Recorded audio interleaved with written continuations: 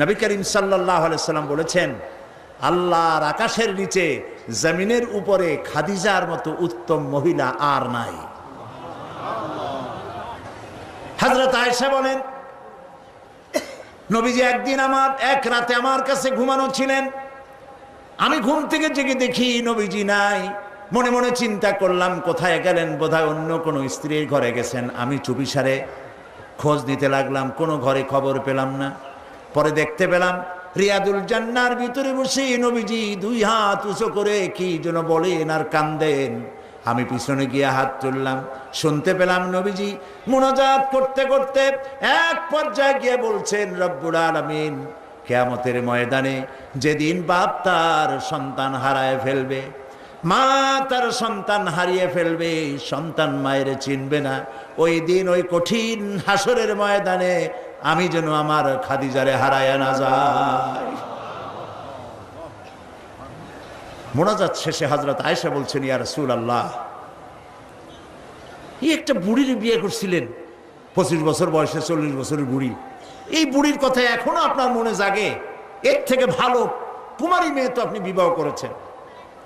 নবীজির মুখখানা মলিন হয়ে গেল। আল্লাহর নবী বলেন, আয়েশা, খাদিজা সম্পর্কে এমন কথা জীবনে কোনোদিন তুমি আমার সামনে আর এরকম বলো না।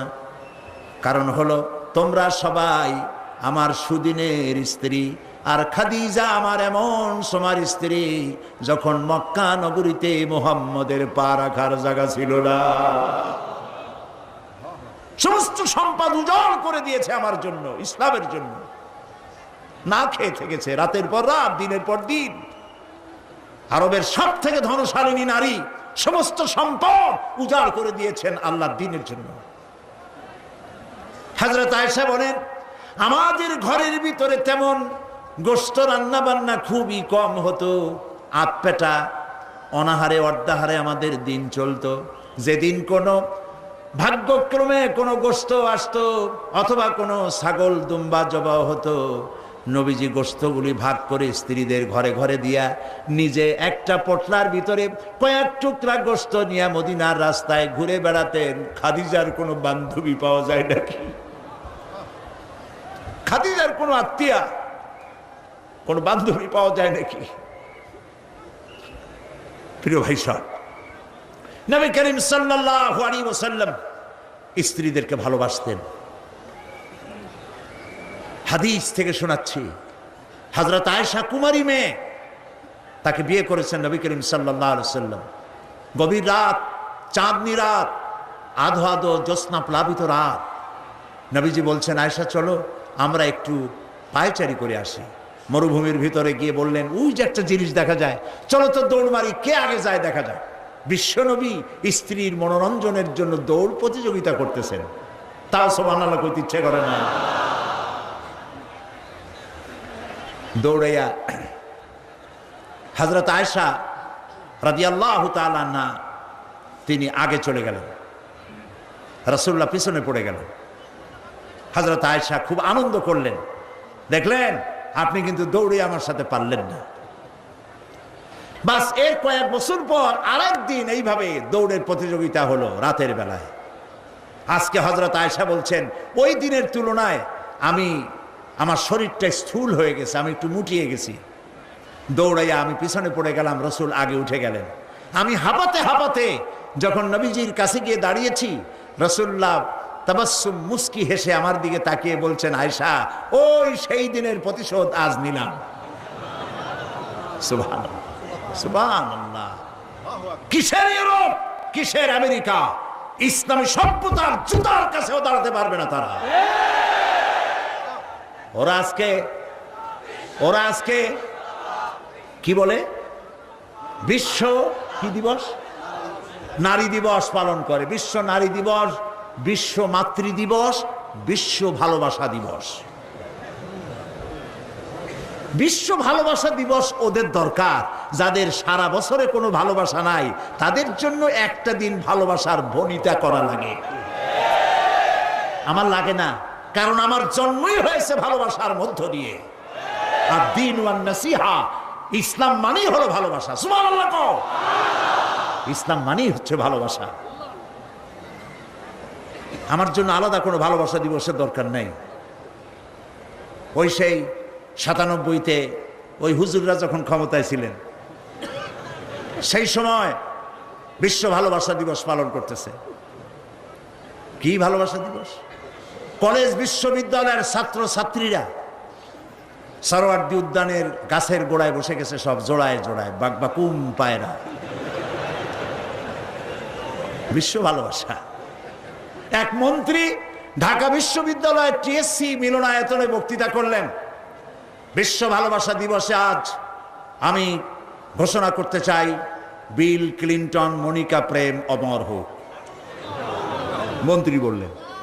আমি পার্লামেন্টে ধরলাম তাকে, বললাম, মাননীয় স্পিকার, বিল ক্লিন্টন তার মেয়ের বয়সী মনিকার সাথে যে কাজটা করেছে, সে কাজের জন্য বিল ক্লিন্টন নিজেই অনুতপ্ত। টিভি এবং রেডিওর মাধ্যমে গোটা জাতির কাছে ক্ষমা চেয়েছে। আর হিলারির পাও রাতের বেলায় কতবার ধরেছে হিলারি আর তিনিই জানেন। যে অপরাধের জন্য তিনি নিজে অনুতপ্ত, সেই অপরাধের বিষয়টা নিয়ে একটা মন্ত্রী কতটা চারিত্রিক দিক থেকে হীনমন্য হলে ছাত্রছাত্রীর সামনে বলতে পারে বিল ক্লিন্টন মনিকা প্রেম অমর হোক। বললাম, মাননীয় স্পিকার, একদিকে নাচুনে বুড়ি, আরো যদি পায় ঢোলের বাড়ি, তাহলে অবস্থাটা কোথায় গিয়ে দাঁড়ায়? আমার দেশে, মুসলমানদের দেশে বিশ্ব ভালোবাসা দিবসের কোনো প্রয়োজন নাই। বিশ্ব নারী দিবস পালন করা, বিশ্ব কন্যা দিবস পালন করা ওদের দরকার, যার দেশে নারীর কোনো মর্যাদা নাই, যেখানে কন্যার কোনো মর্যাদা নাই, যেখানে মাতৃত্বের পিতৃত্বের মর্যাদা নাই, সেখানে প্রয়োজন। আমার দেশে প্রয়োজন নাই।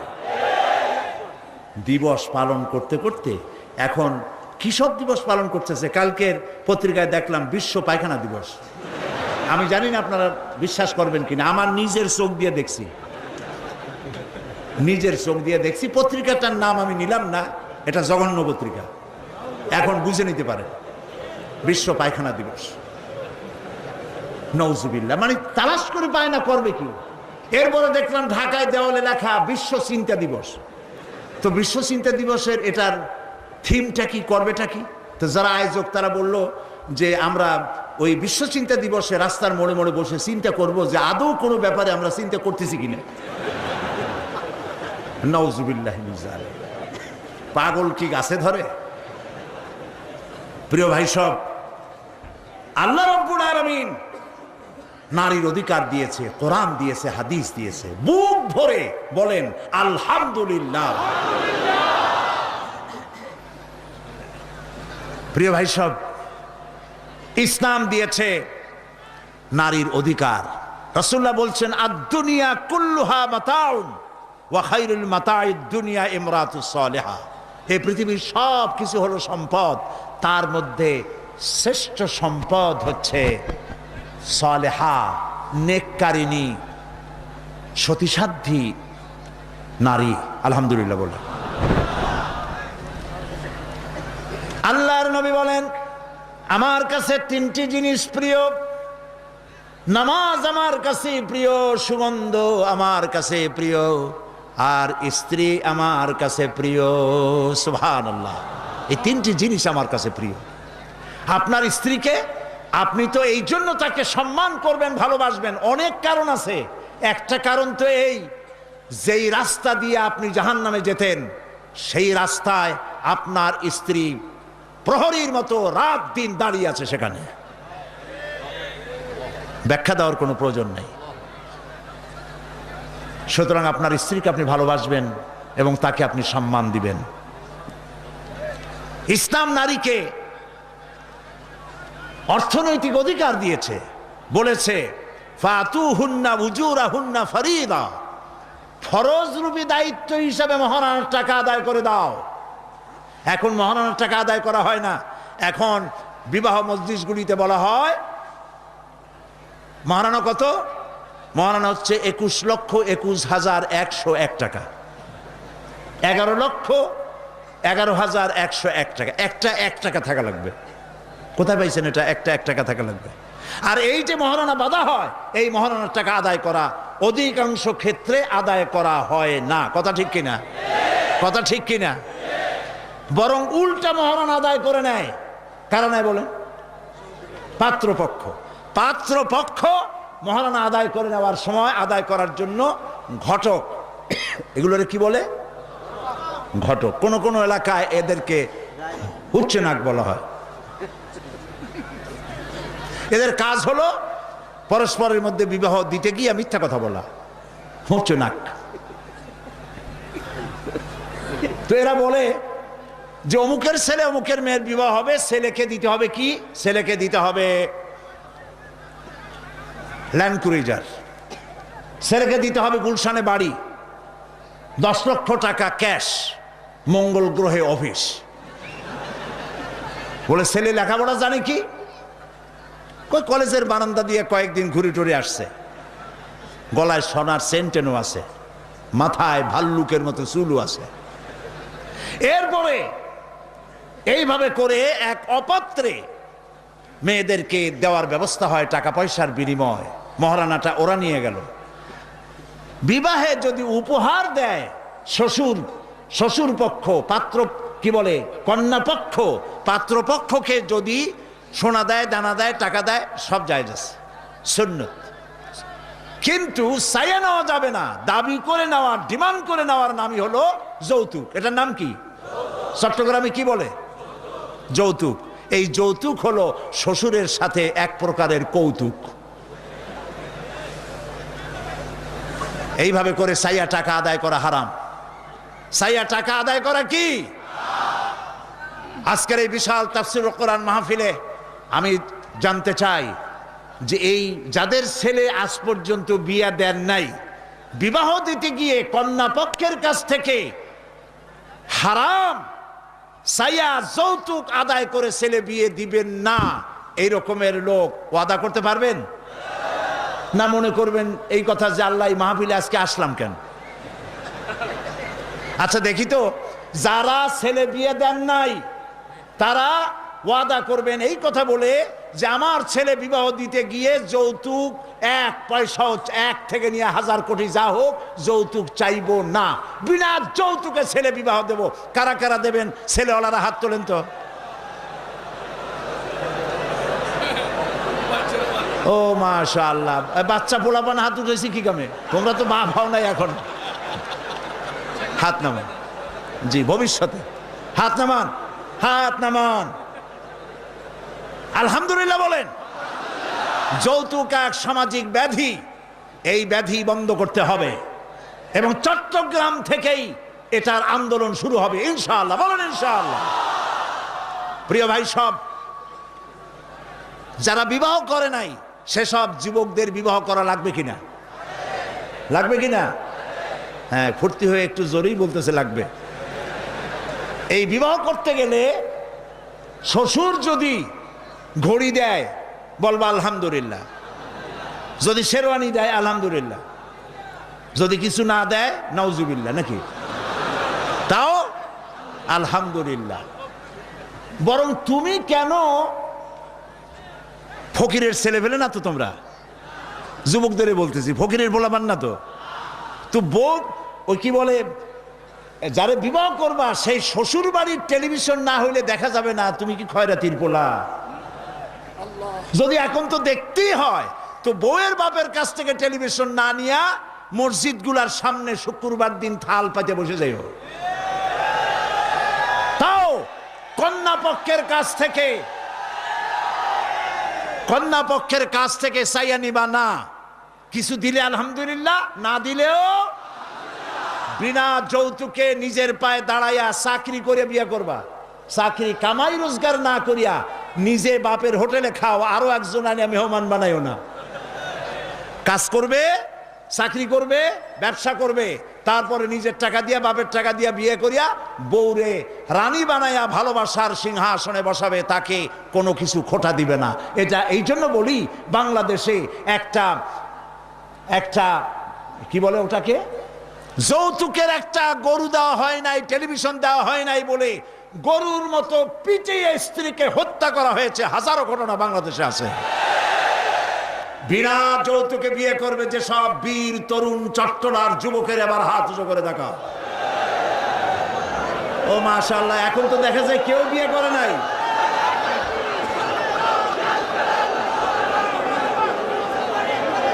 আচ্ছা, হাত নামান, হাত নামান, আলহামদুলিল্লাহ বলেন, হাত নামান।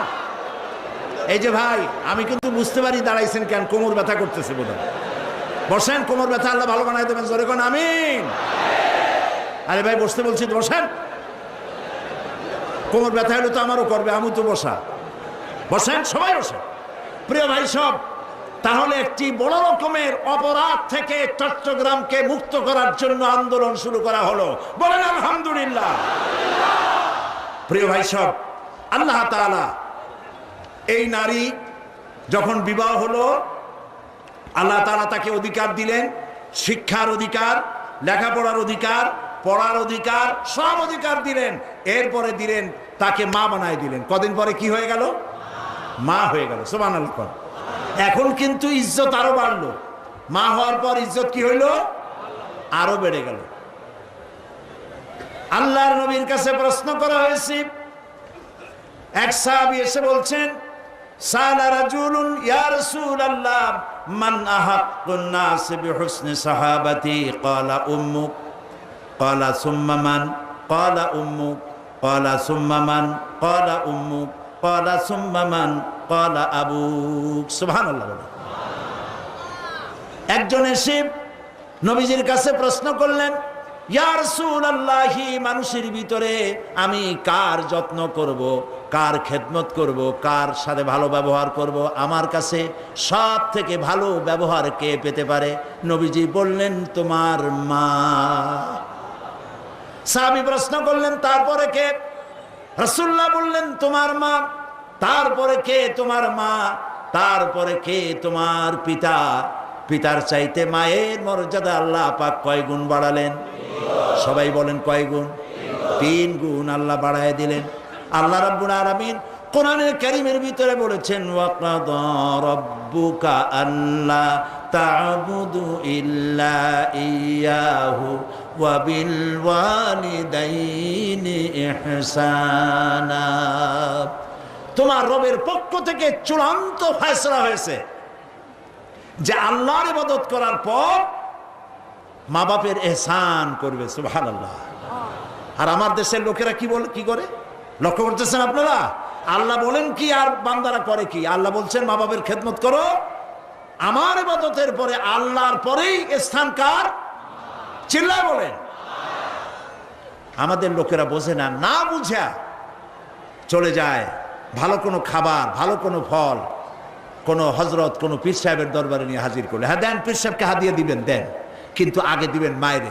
আপনার কাছে, সন্তানের কাছে সব থেকে বড় পীর হচ্ছে মা। বলেন সব থেকে বড় পীর কে?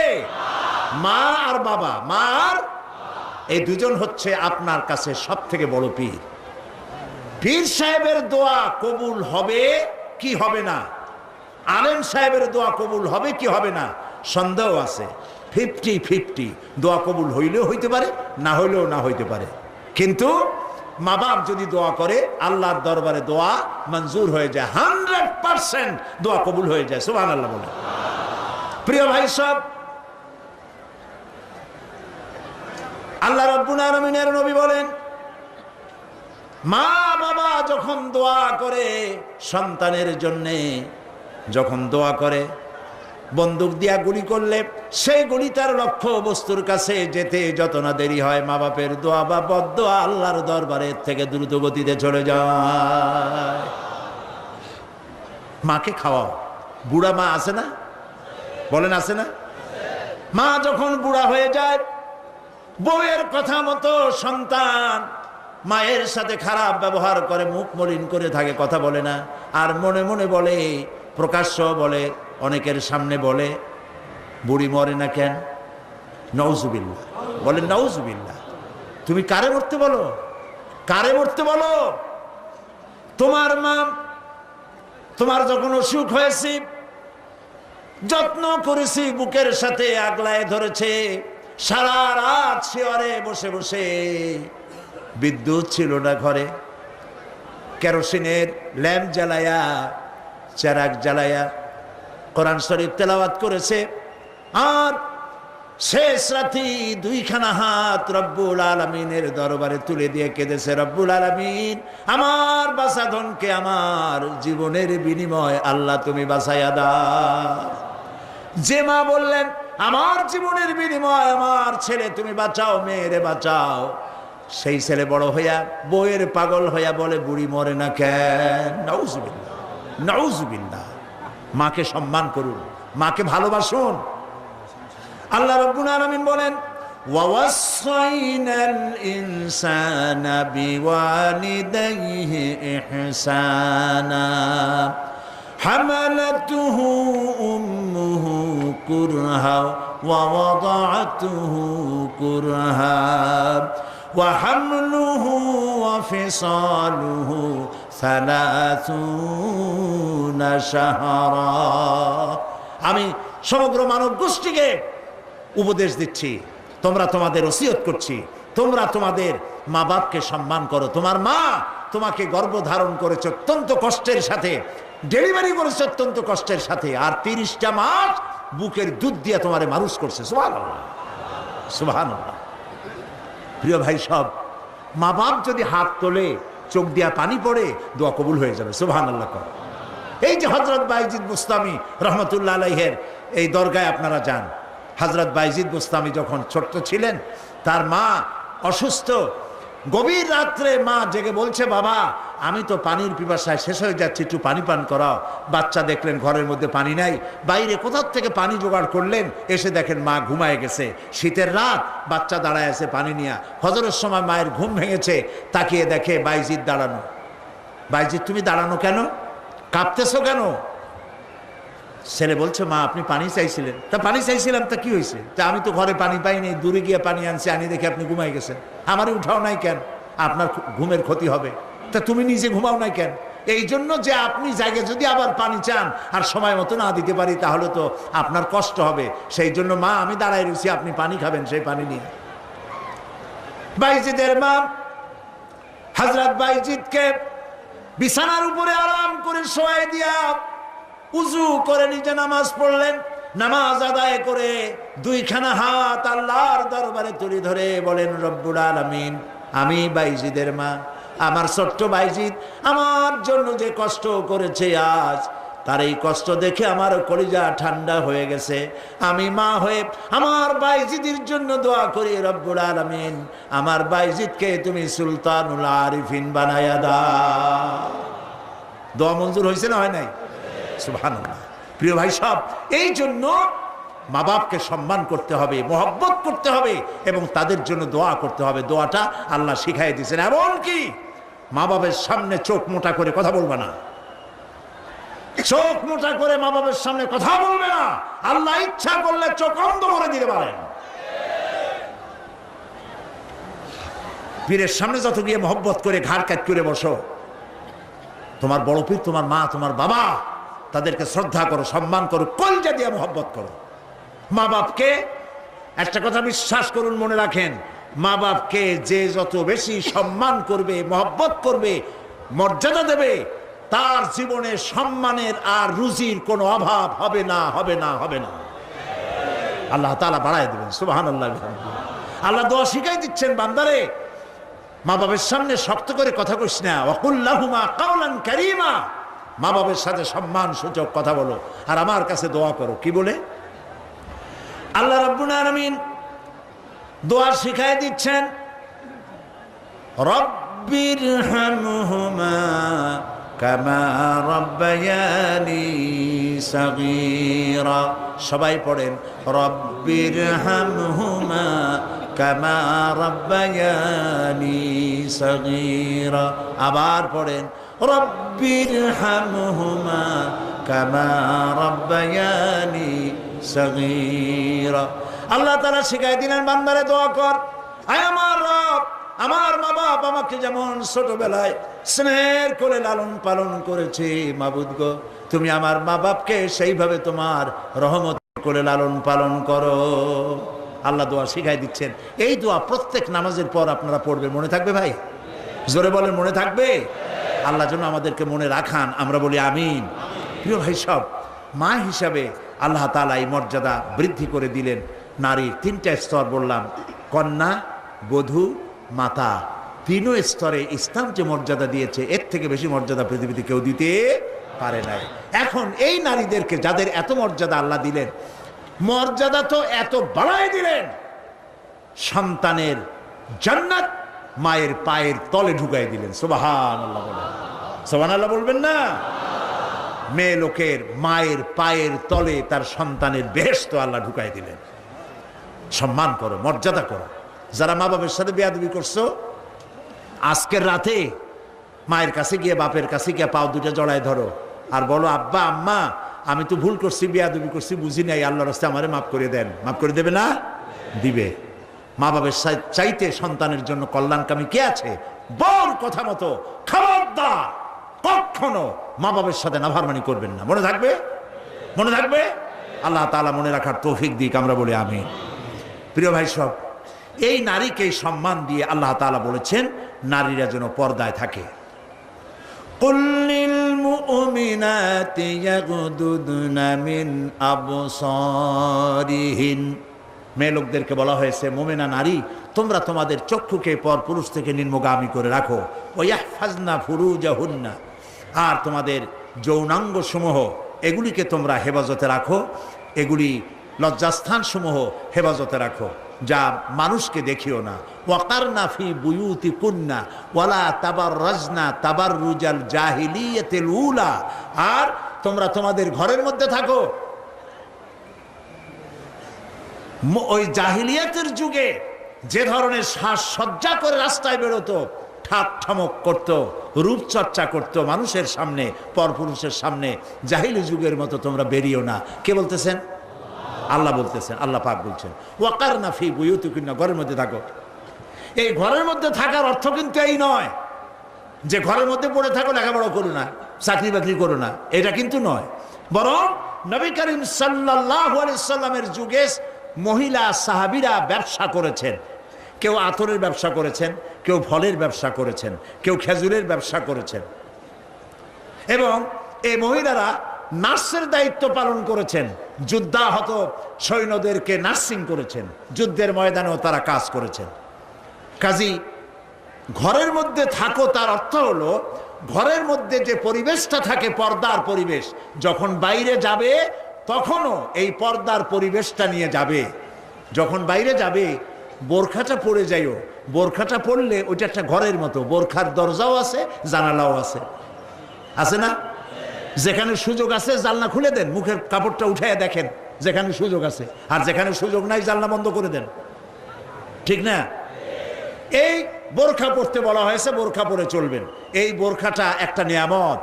বাংলাদেশ নিয়ে কথা বলি, এই বাংলাদেশে আজ পর্যন্ত যত নারীর মুখে অ্যাসিড পড়েছে, একটা দৃষ্টান্ত চাই।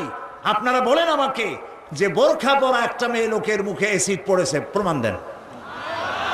পারবেন প্রমাণ দিতে? পারবেন? কেন পারবেন না বলেন? কারণটা কি? কারণ হলো এই, মেয়ে লোকটা যখন বোরখা পরলো সে আল্লাহর হুকুম পালন করলো। কার হুকুম পালন করেছে? আর তখন আল্লাহর দায়িত্ব হয়েছে নারীর সতীত্বের এবং তার শরীরের হেফাজতের দায়িত্ব নেওয়া। এই জন্য বোরখা পরা নারীর মুখে অ্যাসিড পড়ে না।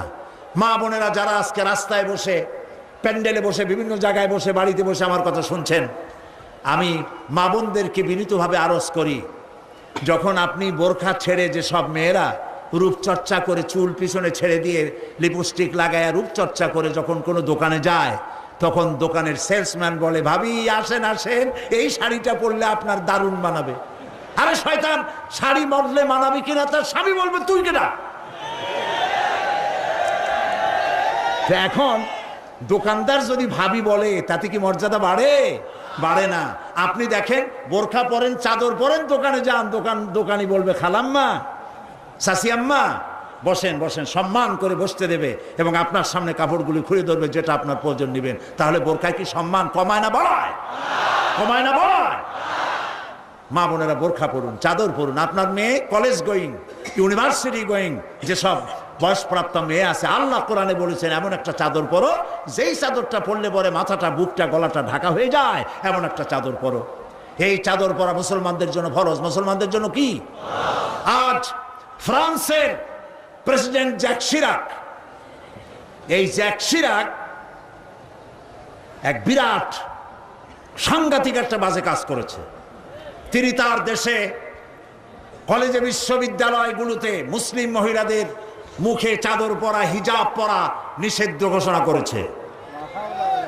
আমরা আজকে চট্টগ্রাম তাফসীরুল কোরআন মাহফিলের লক্ষ লক্ষ মানুষের উপস্থিতিতে বাংলাদেশের কণ্ঠ বাতাসে মিশিয়ে দিচ্ছি। পত্রিকার মাধ্যমে যদি সাংবাদিকরা পৌঁছাতে পারেন ভালোই হবে।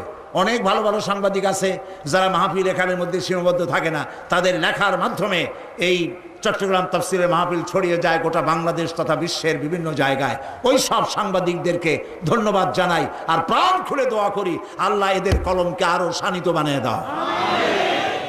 আপনারা আমাদের কথা লেখেন, আমরা জ্যাক শিরাককে বলছি, আপনি যে কাজটি করতেছেন এটা আপনি প্রেসিডেন্ট হয়ে, ইউরোপের একটি বড় রকমের রাষ্ট্রের প্রেসিডেন্ট হয়ে মানবাধিকার লঙ্ঘন করেছেন। মুসলমানদের পর্দা বন্ধ করার কোনো ইখতিয়ার আপনার নয়, যেমন আপনার ইখতিয়ার নাই কোনো পাদ্রীর লম্বা জামা অথবা ক্রসকে নামিয়ে ফেলার জন্য। আপনি বলতে পারেন, পারে বলতে? রবিবার দিন গির্জায় যেতে বন্ধ করতে পারেন? রবিবার দিন গির্জায় যাওয়া যেমন তার ধর্মীয় কাজ, গলার ভিতরে ক্রস লাগানো যেমন তার ধর্মীয় কাজ, আমার মুসলমান মেয়েদের পর্দা করা, হিজাব করা তেমন আল্লাহর নির্দেশিত কাজ। আমরা গোটা বাংলাদেশের পক্ষ থেকে, এই মাহফিলের পক্ষ থেকে জ্যাক শিরাককে নিন্দা জানাই এই কাজের জন্য।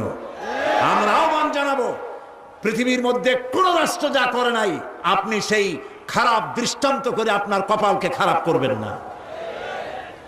প্রিয় ভাই সব, নারীর জন্য আল্লাহ পর্দা করেছেন, আর এই পর্দা হলো তাদের জন্য নিয়ামত। সেই নিয়ামত তারা ধারণ করবেন, আল্লাহ তাআলা তাহলে সন্তানগুলো ভালো বানাই দিবেন। কোন আলহামদুলিল্লাহ, বলেন আলহামদুলিল্লাহ। আচ্ছা বলেন, মৃগনাভি কস্তুরী ছাগলের পেটে হয় না হরিণের পেটে হয়? হরিণের পেটে হয়। হরিণ থাকে কোথায়? গাছের মধ্যে, পর্দার আড়ালে। ছাগল থাকে কোথায়? মাঠে ঘাটে, পথে ঘাটে, যেখানে সেখানে। কাজে ছাগলের মৃগনাভি তো ভালো, দড়ি ধরলেও গোসল ওয়াজিব হয়ে যায় দুর্গন্ধের ঠেলা। আর জঙ্গলের ভিতরে হরিণ থাকে, মৃগনাভি কস্তুরী আল্লাহ দান করেন, যার সুগন্ধ এখানে নাড়া দিলে সারা মাহফিল বিমোহিত হয়ে যাবে। আল্লাহর নিয়ামত পর্দায় থাকে। নারীদেরকে আল্লাহ পর্দায় থাকতে বলেছেন। এই পর্দায় থাকলে পরে কস্তুরী সম সন্তান আল্লাহ দান করবেন। আর যদি পর্দায় না থাকেন, যে সন্তান হবে হবে মিস্টার বল্টু বাবু, মন্টু মিয়া। ভয়ের চোটে মানুষ অস্থির, তার চোখ গর্তের ভিতরে কি খাইছে, চোখ গেছে গর্তের মধ্যে। 2 কেজি চাউল বাবা যায় 2 চোখে, চুল মাথা দিয়ে ঝুলানো। প্যান্ট পরছে, সে প্যান্ট পরা অবস্থায় সেলাই করছে না কেমনে করছে আল্লাহ জানে। জুতার মধ্যে এত বড় বড় লোহা বটন লাগানো, গলায় এত বড় মোটা সেট, জাহান্নামের আগেই সালাসিলা ও আগলালাম ওয়া সাইরা, জাহান্নামের শিকল আগেই পড়ছে গলায়। রাস্তায় মানুষে দেখে আর বাপ বাপ করে পলাইতে থাকে, বলতে থাকে আল্লাহ এই শয়তানেরে গজব দাও, এই শয়তানেরে যে মায় পেটে রাখছে তার কলেরা দাও, ওর বাপেরে বসন্ত দাও। আর ছেলে যদি ভালো হয়, মানুষও দোয়া করে, আরে এই ছেলেটা এত ভালো, আল্লাহ এই ছেলেটির প্রতি রহম করো, এই ছেলের যে মায় পেটে রাখছে সে মায়ের রহম করো, ওর বাপের রহম করো। সুবহানাল্লাহ। নেক সন্তান পাওয়ার জন্য পর্দায় থাকা আপনার জন্য জরুরি। মা বোনেরা পর্দায় থাকুন এবং নিজের সৌন্দর্য পরপুরুষকে দেখাবেন না। আপনার সৌন্দর্য আপনার পিতার জন্য নয়, ভাইয়ের জন্য নয়, ছেলের জন্য নয়, কারোর জন্য নয়, শুধুমাত্র একমাত্র কেবলমাত্র স্বামীর জন্য। এই সুন্দরী প্রতিযোগিতার কথা সেদিন বলেছি। বাংলাদেশে বিভিন্ন সাবান কোম্পানির পক্ষ থেকে সুন্দরী প্রতিযোগিতা, ফটোজেনিক কি ফটো সুন্দরী, মিস ফটো সুন্দরী জেনিক না কি একটা কপালের ছাড়া, জি এগুলি করতেছে, এগুলি তারা করতেছে, বিভিন্ন জেলা শহরে করতেছে। প্রিয় ভাই সব, আমি সেদিন বলেছি, আজকে লক্ষ লক্ষ লোক, সকলকে বলি, মিস বাংলাদেশ অথবা ফটোজেনিক সুন্দরী প্রতিযোগিতা যেখানে হবে সেখানেই বাধা দিবেন। ফটোজেনিক সুন্দরী প্রতিযোগিতা বাংলাদেশের মাটিতে হতে দেওয়া হবে না।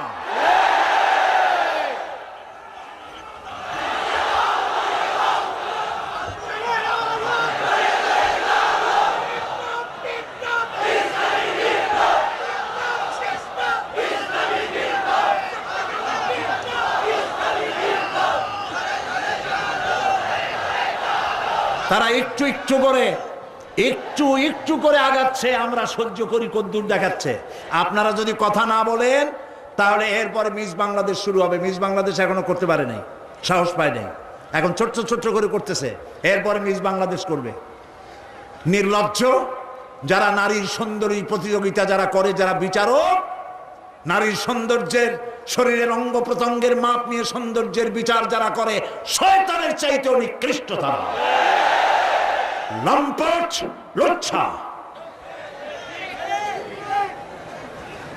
আমাদের দেশকে কোনো অবস্থাতেই আমরা অশ্লীলতার পথে ধাবিত হতে দিতে পারি না। আমি সেদিনও বলেছি, এই রোগ তাড়াতে গিয়ে যুবকদেরকে জেনার দিকে আকৃষ্ট করা হচ্ছে। একটা সাইনবোর্ড লাগাইছে, যৌন রোগে টেনশন নাই, কি জানি লইলে, হ্যাঁ নাউজুবিল্লাহ বলেন। এটা কেমন কথা? আপনি লিখবেন এইডস রোগ হচ্ছে মরণ ব্যাধি, ধর্মীয় অনুশাসন মানলে পরে এইডস রোগ থেকে বাঁচা যায়। এটা দেখুন, যে লিখেছেন, যে ব্যক্তি লিখেছে এই স্লোগান, যার মাথায় আসছে সে নিশ্চয়ই চরিত্রবান না লম্পট। লিখেছে এই যৌন রোগে, বলেন না কি মুখস্থ, যৌন রোগে রেহাই নাই, কন্ডম লইলে টেনশন নাই, তার মানে কন্ডম নিয়ে জেনা করো। নাউজুবিল্লাহ বলে। আমি সব জায়গায় বলে এসেছি, চট্টগ্রামের পুলিশ কমিশনার, চট্টগ্রামের ডিসি, আপনারা এই সাইনবোর্ড ভাঙেন। আপনারা যদি এই সাইনবোর্ড না ভাঙেন, আমি জনগণকে বলবো, জনগণ এই এইডসের সাইনবোর্ডকে ভেঙে গুড়িয়ে দাও।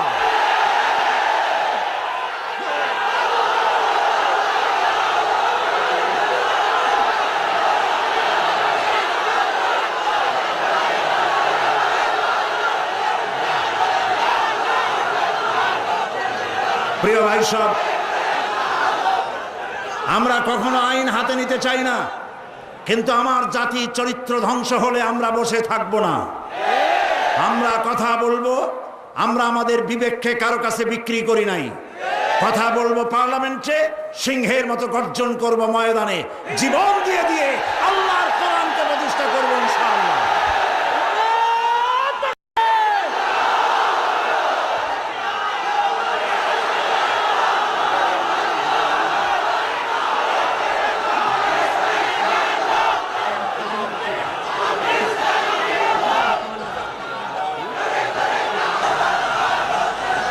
প্রিয় ভাই সব, আমরা কখনো আইন হাতে নিতে চাই না, কিন্তু আমার জাতি চরিত্র ধ্বংস হলে আমরা বসে থাকবো না। আমরা কথা বলবো, আমরা আমাদের বিবেককে কারো কাছে বিক্রি করি নাই। কথা বলবো পার্লামেন্টে, সিংহের মতো গর্জন করব ময়দানে, জীবন দিয়ে দিয়ে আল্লাহর কোরআনকে প্রতিষ্ঠা করবো ইনশাআল্লাহ।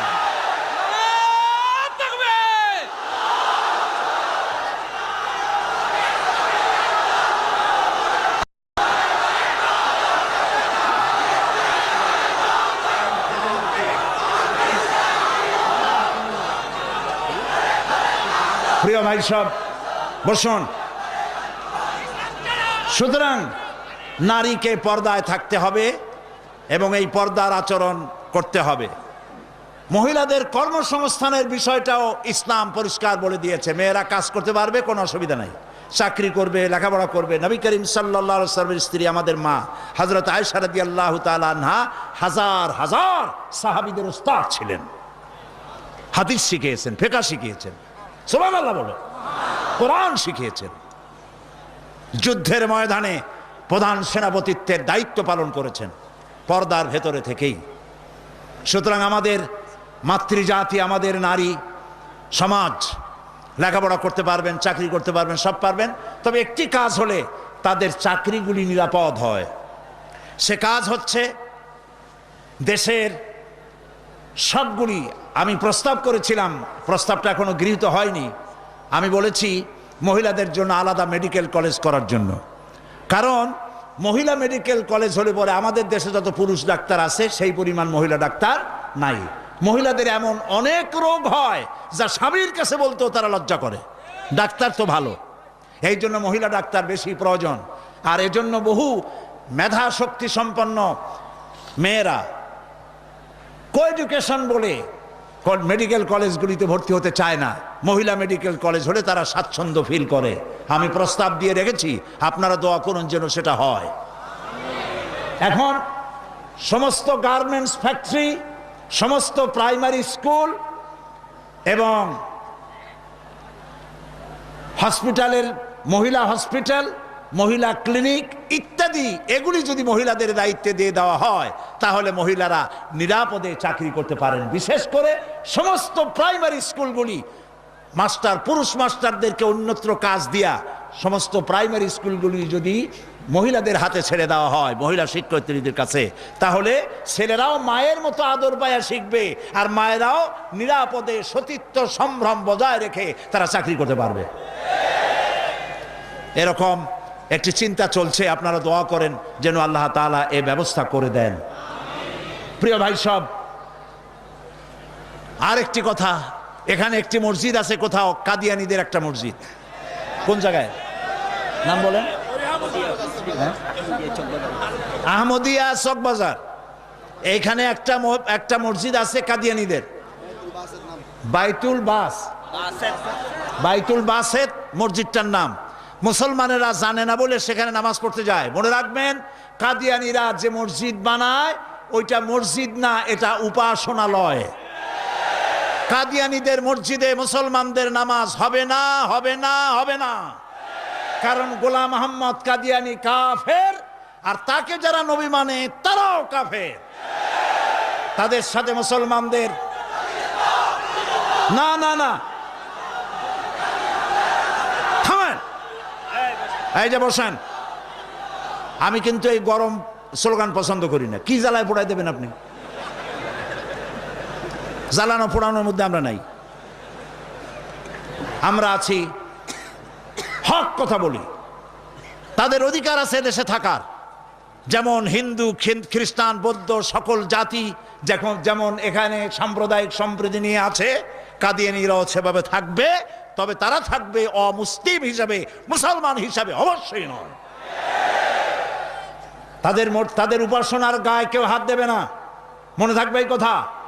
আমাদেরকে কোরআনে নিষেধ করা হয়েছে কারো মন্দির ভাঙবে না, কারো গুরুদুয়ারা, কারো গির্জা, কারো চার্চ, কারো প্যাগোডায় হাত দিবে না, ভাঙবে না, এবং কারো দেবতাকে গালি দিবে না, আমার আল্লাহ বলেছেন। মনে থাকবে এই কথা। সুতরাং তাদের উপাসনালয় হাত দেওয়া যাবে না। যেমনি বানাইছে তেমনি থাকুক, তারা নামাজ পড়বে। আমি আমার জনগণকে সতর্ক করছি, ওদের মসজিদ নয়, উপাসনালয়। ওটাকে মসজিদ বলা জায়েজ নাই, এটা উপাসনালয়। কোন মুসলমানের নামাজ এখানে হবে না, মনে থাকবে। মাথা গরম করবেন না কখনো। ইসলাম এই মাথা গরমে পছন্দ করে না। আস্তে আস্তে কোনো জায়গায় নিজেরা বসে বসে বোমা বানাইয়া তারপর আন্দাজে যাই এক জায়গায় হামলা করবেন, ইসলাম এটা মানে না, ইসলাম এটা বলে না। আপনি মাথা ঠান্ডা করবেন এবং আইন শৃঙ্খলা মেনে কাজ করবেন। নিজের ইচ্ছা মতো গোপন হামলা করা, গোপনে অস্ত্র তৈরি করা ইসলামের কোনো অনুমোদন নাই। এই জন্য আজকেও বলি, বাংলাদেশে হরকতুল জিহাদ, জামাতুল মুজাহিদিন সাহায্য করেন, আর কি হিজবুত তাওহীদ, হিজবুত তাহরীর, জুমরাতুল মাসাকিন, এই জাতীয় যতগুলি নতুন নতুন সংগঠন হয়েছে, এদেশের মুসলমানদের সাথে কোনো সম্পর্ক নাই। এগুলারে যেখানে পাবেন সেখান থেকে ধরে পুলিশে ধরিয়ে দিবেন। এরা বাংলাদেশের দুশ্মন, এরা মুসলমানদের দুশ্মন। আমার দেশের সাম্প্রদায়িক সম্প্রীতি বিনষ্ট করে এবং বোমাবাজি করে এই দেশকে বদনাম করে আমেরিকাকে তারা দাওয়াত করতে চায়, তারা বুশকে দাওয়াত করতে চায়। কাজী হিজবুত তাহরীর, হিজবুত তাওহীদ, হরকতুল জিহাদ, জামাতুল মুজাহিদিন মুসলমানদের সাথে কোনো সম্পর্ক নাই। যেখানে পাও সেখানে ধরো, গরুর দড়ি দিয়া বান্ধিয়া পুলিশে হ্যান্ডওভার করো। মনে থাকবে। আল্লাহ মনে রাখার তৌফিক দিন।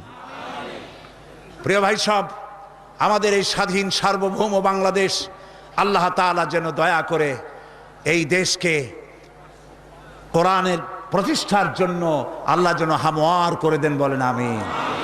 এত মুসলমান কোরআনের কথা শুনতে যে দেশে আসে, সেই দেশে ইসলাম কায়েম হতে দেরি হয়, বড় আফসোস লাগে, কষ্ট হয়। আসুন আমরা সবাই মিলে কোরআনের রাজ কায়েমের আন্দোলনে শরীক হয়ে যাই। আন্দোলন করবেন না, আপনার কোনো দাম নাই। হতে পারেন আপনি বড় মুহাদ্দিস, হতে পারেন আপনি বিশাল চিন্তাবিদ, কিন্তু আন্দোলনের সাথে নাই, আপনার দাম নাই। একটা হাতি, একটা পাগলা হাতি যদি চন্দনপুরা অথবা এদিকে কি পুরো আছে, আরে কও না কেন কথা, এই যে আশেপাশে কত পুরো আছে, একদিক দিয়ে এসে ঢুকলো, একটা হাতি যদি ঢোকে তাহলে বাড়িঘর ভাঙ্গা মেসমার করে দিতে পারে, পারে না? কিন্তু হাতি যতই পাগলা হোক, যতই বন্য হোক, যতই শক্তিশালী হোক, একটা রেজিমেন্টের সামনে একটা হাতি কিচ্ছু না। আন্দোলন হচ্ছে রেজিমেন্ট, আন্দোলনে শরীক হও। কোরআন প্রতিষ্ঠা করতে যারা জীবন বাজি রেখে সামনে চলে এসেছে, সেই লাইনে সামিল হয়ে যাও।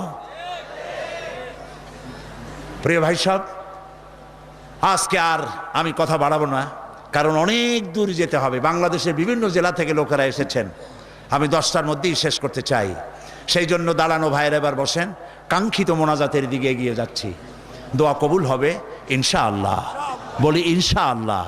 এত লক্ষ লক্ষ লোকের চোখের পানি এবং তাদের আকুতি আল্লাহ ফেরত দিবেন না ইনশাআল্লাহ, বলি ইনশাআল্লাহ। আজকে কয়জন? আজকে 13 জন ইসলাম কবুল করার জন্য চলে এসেছে। বলো লা ইলাহা ইল্লাল্লাহু মুহাম্মাদুর রাসূলুল্লাহ। আল্লাহ ছাড়া কোনো ইলাহ নাই, মাবুদ নাই, উপাস্য নাই।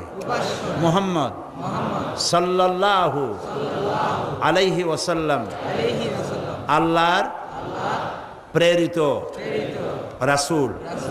আশহাদু আন লা ইলাহা, একটু জোরে বলো, লা ইলাহা ইল্লাল্লাহু ওয়াহদাহু লা শারীকা লাহু ওয়া আশহাদু আন্না মুহাম্মাদান আবদুহু ওয়া রাসূলুহু।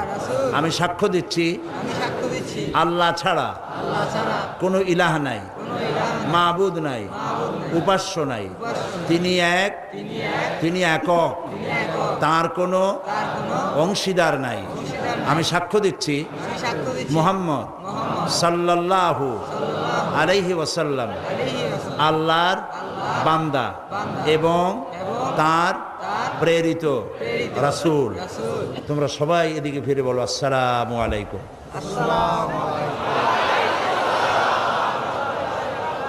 এরা এই তরুণ যুবক 13 ভাই ছিল মুশরিক, হয়ে গেল আমাদের তাওহীদবাদী ভাই। আমাদের কি হইল? সবাই বলেন আলহামদুলিল্লাহ। মহিলারা ভেতরে কালেমা উচ্চারণ করেছেন, আর আমি এই বিশাল লক্ষ লক্ষ জনতার পক্ষ থেকে এই 13 মর্দ মোমেন যারা এখন আমাদের তাওহীদবাদী ইসলামী ভাই, আমি তাদেরকে বুকে আলিঙ্গন করে নিচ্ছি।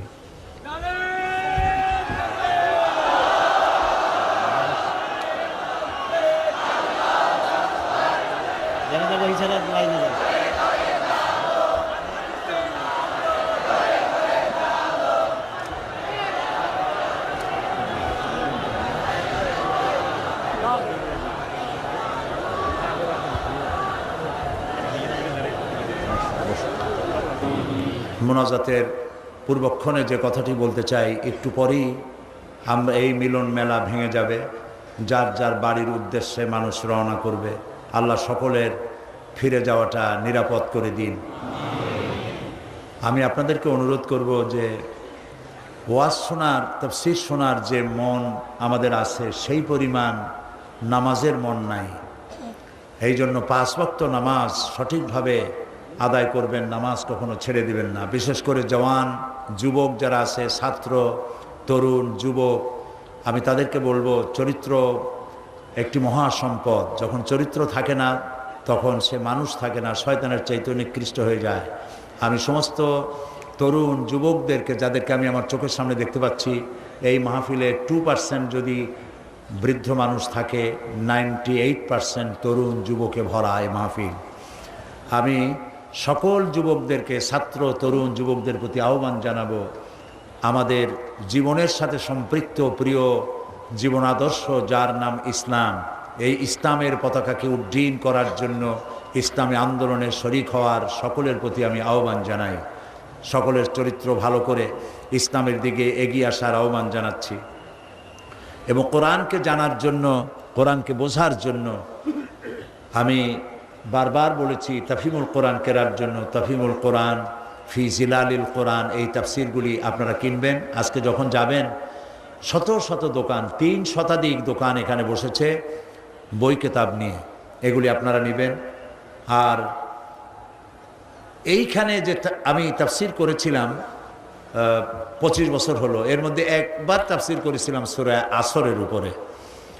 হযরত ইমাম শাফি রহমতুল্লাহ আলাইহি বলেছেন, সূরা আসর যদি কেউ বোঝে আর আমল করে, তাহলে জান্নাতে যাওয়ার জন্য এই ছোট্ট সূরাটি যথেষ্ট হয়ে যায়। সুবহানাল্লাহ। 5 দিন আলোচনা করেছি একটি সূরার, ছোট্ট সূরাটি, তাও শেষ করতে পারিনি।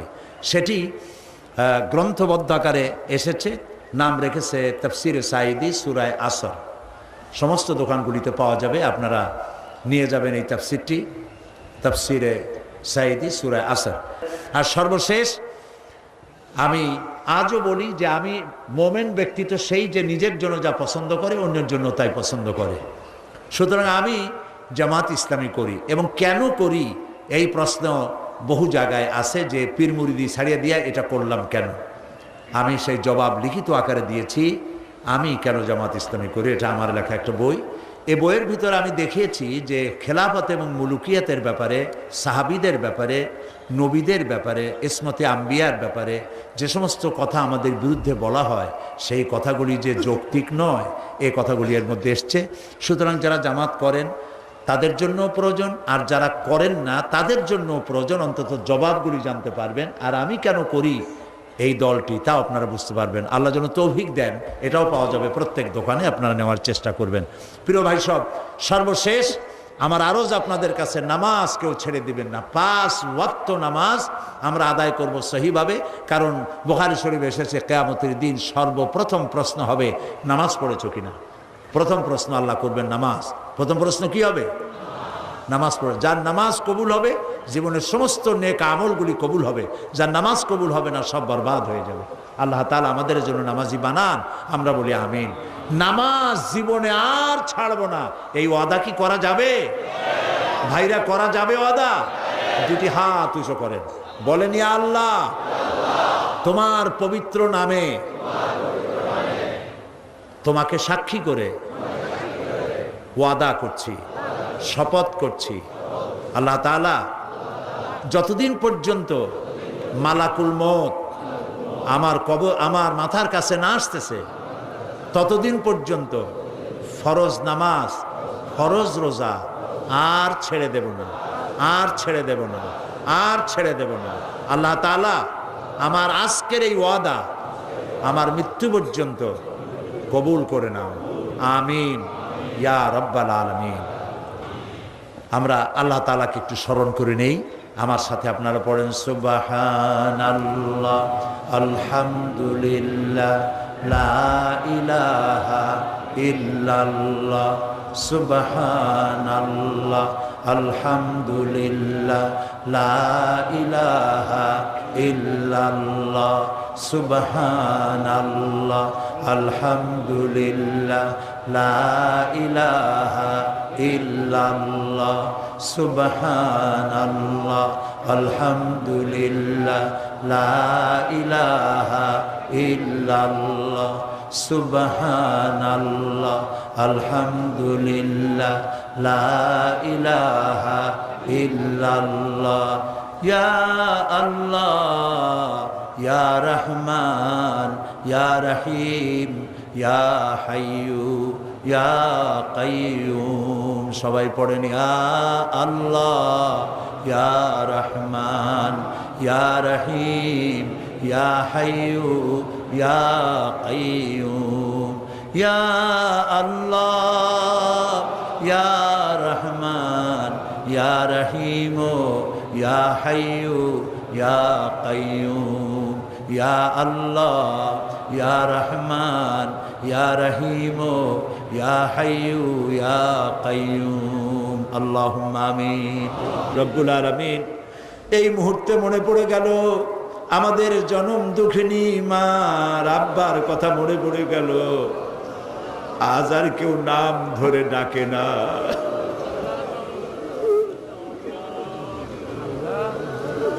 বাপজান যারা মারা গেল, বাবু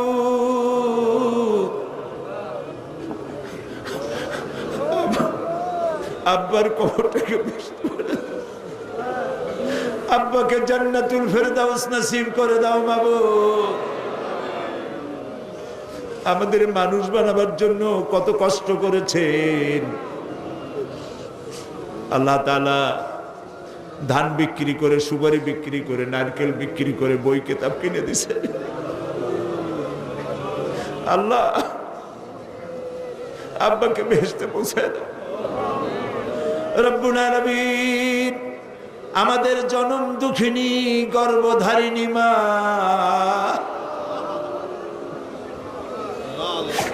একটা অক্ষর মা, সারা দুনিয়ার মধু ডুবাই দিছো বাবু তুমি রব্বুল আলামিন। মা যারা হারাইছে আল্লাহ, মায়ের কবরটাকে জান্নাত বানাইয়া দাও আল্লাহ গো। মা আমাদের যাদের বেঁচে আছে সুস্থ রাখো, ভালো রাখো, খেদমত করার তৌফিক দাও আল্লাহ। কোরআন হাদিসে যা পড়ছি সেই অনুপাতে মা বাবার খেদমত করতে পারি নাই, মাফ করে দিও আমাদেরকে বাবু আল্লাহ। আমাদের মা বাবা যাদের বেঁচে আছে পরনির্ভর যেন হয় না, সুস্থ থাকতে ইমানের সাথে নিয়ে নিও বাবু রব্বুল আলামিন। আমাদের দাদা দাদি, নানা নানি, শ্বশুর শাশুড়ি, আত্মীয় স্বজন যারা দুনিয়া থেকে বিদায় হয়ে গেছে মাবুদ, তুমি যদি শাস্তি দাও কেউ ঠেকাইতে পারবে না। আর তুমি যদি রহম করো কৈফিয়ত কারো কাছে দেওয়া লাগবে না আল্লাহ। তুমি তাদেরকে মাফ করে দাও রব্বুল আলামিন। আজকে দোয়া করি, আমরা যখন স্বাধীন বাংলাদেশের বুকে লক্ষ লক্ষ মানুষ একত্রিত হয়ে তোমার কাছে দোয়া করতেছি মাবুদ, এই সময় ইরাকের মুসলমানেরা খাবার পায় না, থাকতেও পারে না। ও আল্লাহ,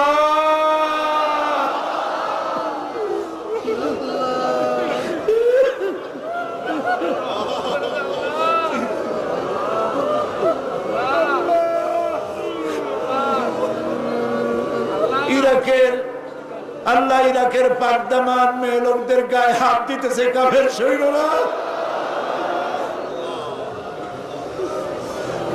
আল্লাহ। আমরা গুনাহ করছি ঠিক, তাই বলে তুমি কাফের দিয়ে মারবা আমাদের আল্লাহ।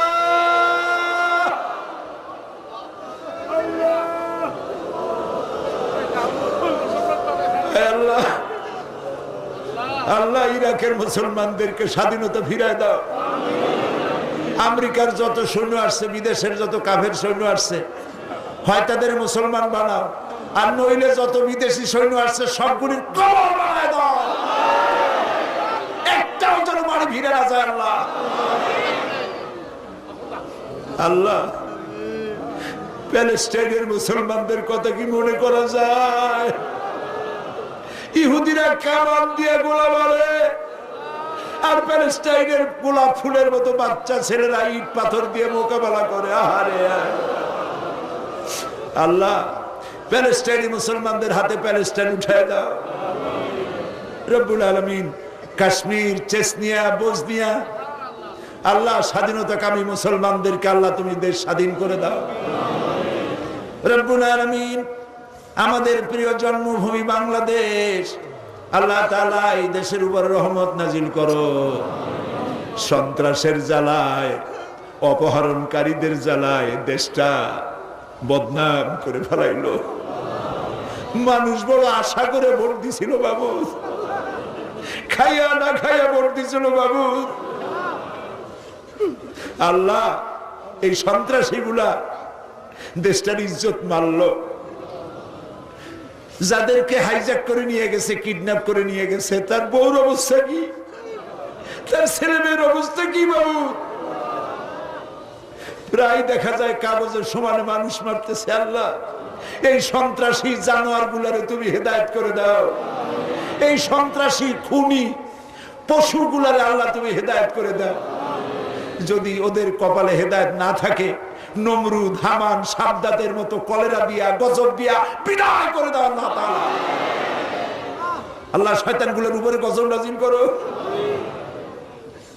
আল্লাহ আমাদের দেশের আলেম এই ওলামারা গত 5 বছর খুব মার খাইছে, মাদ্রাসাগুলি বন্ধ করে দিছে, আবার তারা পায় তারা করতেছে বাবু। আলেমদের কপাল খারাপ বাড়ে বাবু। কোরআনের এই কথাগুলি বলার অবস্থা কিয়ামত পর্যন্ত তুমি জানি রাখো বাংলাদেশে। আল্লাহ তাআলা তুমি আমাদের মুখের দিকে তাকায় দেখো তো, আমাদের ঈমান তুমি এখন আরশে আজিম থেকে আমাদেরকে দেখতেছো, আমরা কোথায় বসে আছি। মাবুদ তোমার আরশে আজিম থেকে একটু দেখো তো, বান্দারা আসামির মতো বসছে মাথা নিচু করে। রাস্তায় মানুষ, বাড়িতে মানুষ, গাছে মানুষ, মানুষ আর মানুষ কান্দে। রবের কাছে কাঁদতেছে, মালিকের কাছে কাঁদতেছে, খাজা বাবার কাছে কান্দি না, দুনিয়ার কোন খাজা বাবায় কান্দি না, মন্ত্রীর কাছে কান্দি না, আকাশ আর জমিনের মালিকের কাছে কান্দিছি। মাবুদ আমাদের দোয়া কবুল করো। রব্বুল আলামিন 3000 বছর বসে জাহান্নামের আগুন তুমি উত্তপ্ত করেছো। রক্ত মাংসের শরীর নিয়ে আমরা জাহান্নামের আগুনে জ্বলতে পারবো না। আল্লাহ জাহান্নামের আগুন আমাদের জন্য হারাম বানায় দাও। প্রিয় ভাই সব মাথা নিচু করেন, চক্ষু বন্ধ করেন, যার যা বলার আছে কান দেন আর বলেন, যার যার নিজের কথা বলেন, দোয়া কবুল হবেই ইনশাআল্লাহ, হবেই ইনশাআল্লাহ। যার যার কথা নিজেরা বলেন আল্লাহর কাছে। আল্লাহ সাইদি সাহেবের হায়াত দারাজ করুন, আল্লাহ সাইদি সাহেবের হায়াত দারাজ করুন, আল্লাহ তাকে সুস্থ করে দাও, আল্লাহ তার যত রকমের অসুবিধা আছে আল্লাহ তুমি সব অসুবিধা দূর করো, সমস্ত রোগ থেকে তাকে শিফা দাও। আল্লাহ তাআলা অনেক কিছু চাইতে পারলাম না, আমরা তো বোকা, চাইতেও জানি না। আল্লাহ তোমার নবীরা যা যা চাইছেন তোমার কাছে আমাদের সেইগুলো দিয়ে দাও। আর তোমার নবীরা যা যার থেকে বিরত থাকছেন, পানা চাইছেন, আমরাও সেই সব বিষয় পানা চাই। সোজা কথা। আল্লাহ তাআলা তোমার নবীরা যা যা চেয়েছেন আমাদের সব দিয়ে দিবা। আল্লাহ তাআলা আমাদের যাদের যে অভাব আছে অভাব দূর করে দাও। আল্লাহ তাআলা যারা ঋণগ্রস্ত ঋণ পরিশোধ করার তৌফিক দান করে দাও, ব্যবসা বাণিজ্য বরকত দাও। আল্লাহ আমার এই দেশটা খুব গরিব দেশ বাবু। আল্লাহ তাআলা এই গরিব দেশটির সমস্ত নদী, খাল, বিল, সমুদ্র ভরা মাছ দাও, জমিন ভরা ফসল দাও, গাছ ভরা ফল দাও, মানুষের কলিজা ভরা ঈমান দাও। আল্লাহ তাআলা ঈমান দিয়ে আমাদের কলিজা ভরে দাও। আল্লাহ আমাদের যুবক সম্পদ, যুবকরা আমাদের সম্পদ, ছাত্র যুবক সকলকে দিনদার, ঈমানদার, পরেজগার বানায় দাও। আল্লাহ বাংলাদেশটাকে যারা শয়তান বানাতে চায়, বাংলাদেশটাকে যারা খারাপ বানাইতে চায়, ধর্মনিরপেক্ষ বানাইতে চায়, তাদের হাত থেকে বাংলাদেশ আল্লাহ তুমি রক্ষা করো। আল্লাহ তোমার এই কোরআন, এই কোরআনের আইন আমরা দেখতে চাই, আমাদের জীবনের বিনিময়ে, রক্তের বিনিময়ে বাংলাদেশের কোরআনের আইন আল্লাহ তুমি দয়া করে চালু করে দাও। প্রিয় ভাই সব আরেকটা দোয়া চাইয়া শেষ করি। আমি আপনাদের এক নগণ্য গোলাম, হয়তো একদিন শোনা যাবে সাইদি নাই। আমি তো দীর্ঘদিনের জন্য আসি নাই, একদিন আমাকে যেতেই হবে। আমি দোয়া করি এই মাহফিল যেন কিয়ামত পর্যন্ত থাকে। আর যেদিন আপনাদের কানে এই ধরনের শব্দ আসবে যে সাইদি নাই, আপনারা শুধু আমার জন্য আল্লাহর কাছে দোয়া করবেন, আল্লাহর জন্য কিয়ামতে শুধু যদি বলেন আমাকে তোরে মাফ করে দিলাম, এর থেকে আমি কিচ্ছু চাই না। আর একটা দোয়া চাই, আমার বিরুদ্ধে একটা মিথ্যা মামলা দায়ের আছে সুপ্রিম কোর্টে। আজকে সকল সুপ্রিম কোর্টের সুপ্রিম কোর্ট সকল বিচারপতির মহাবিচারপতির কাছে হাত তুলেছে, মাবুদ একটা মুশরিকের সামনে তোমার গোলামকে আল্লাহ লজ্জিত করো না বাবু।